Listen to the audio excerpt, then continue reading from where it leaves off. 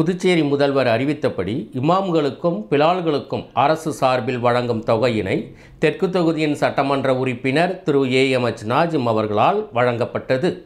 முதலமைச்சர் அவர்களுடைய அறிவுறுத்தலின்படி காரைக்கால் தெற்கு தொகுதியைச் சார்ந்த இமாம்கள் மற்றும் பிலால்களுக்கு முதலமைச்சர் அவர்கள் அறிவித்த 10,000 ரூபாய் மற்றும் 5,000 ரூபாய் தொகையினை தெற்கு தொகுதியின் சட்டமன்ற உறுப்பினர் திரு ஏஎம்எச் நாஜிம் அவர்களால் வழங்கப்பட்டது.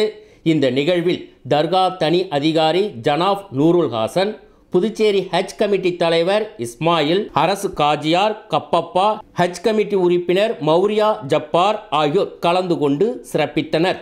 புதுச்சேரி வரலாற்றிலேயே புதிய திருப்பமாக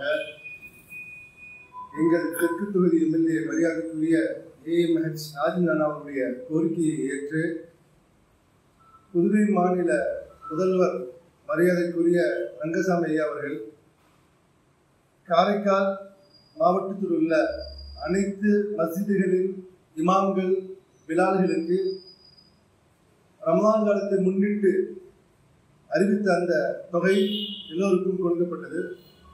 நாங்கள் மரியாதைக்குரிய நாஜிம் நானா அவர்களுக்கும் மரியாதைக்குரிய முதல்வர் அவர்களுக்கும் நன்றியை தெரிவித்துக் கொள்வதோடு இந்த நிகழ்வு, இந்த கோரிக்கை, இந்த அறிவிப்பு இந்த வருடம் மட்டும் இல்லாமல் இது மீண்டும் மீண்டும் தொடர வேண்டும் என்ற ஒரு கோரிக்கையும் உங்களிடத்தில் நாங்கள் அன்போடு வைத்துக் கொள்கிறோம். நன்றி.